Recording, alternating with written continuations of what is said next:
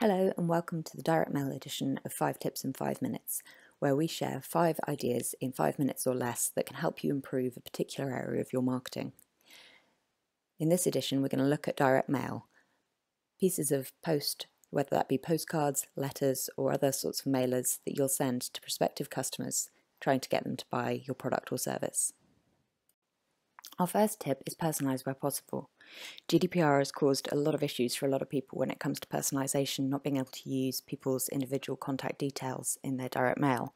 But that doesn't mean that you can't personalise. Use things like company names or the first line of their address creatively, and you can still get that really personal touch without actually using anyone's individual contact details. Our second tip is test, test, and test again. What we mean by tests is doing an A-B split on your mailing list. So half your mailing list gets your standard mailer and half gets something with something changed. This is a great way to test out different ideas that you think may or may not work, because you can record what the actual result is and implement the best choice based on the thing that you got most responses from. You ought to have a year-round system of A/B testing and optimization in place. You can test anything from the type of envelope you use, the type of mailer, what you say, different types of personalization. There are so many possibilities to try out and see which gets you the best results. Whilst we're on the subject of envelopes, that brings us neatly into tip 3. Don't forget the envelope. People spend a huge amount of time thinking about what their letter says, what the mail piece looks like, really focusing on the contents of the envelope, but that doesn't help at all if you can't get people to open it in the first place. So don't forget the envelope means have a think about what that envelope looks like and what's most likely to make most people open it. Whether that's little finishing touches, whether that's the type of envelope, whether that's the way it's addressed, if there's a line on it indicating what's inside or not. There are so many different ways that you can tailor your envelope so that you get a better response. And again, this makes it very suitable for testing.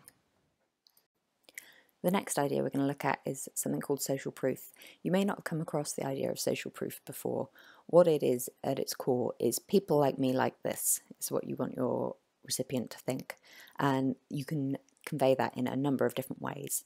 One of the most powerful is statistics. So, for instance, 100% of our customers would recommend us. You know at that point that there are a lot of people out there using this service that think it's brilliant, and that's more likely to make you buy.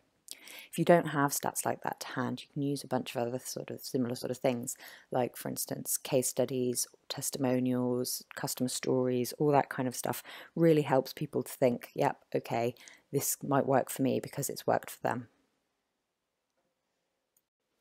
Finally, we look at how you phrase your benefits. Now, most people know that you need to convey the benefits of whatever you're selling, not just the features, but you need to go beyond that as well. It's all about what you get the customer, not we give as the business.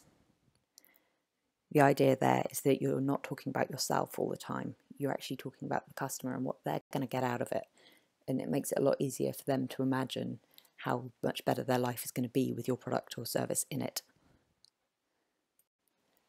Thanks so much for taking the time out of your day to listen to our 5 Tips in 5 Minutes, the direct mail edition. If you've liked what you've heard here, or you want more help improving your direct mail, you can contact us at Genius and we'd be glad to help you out.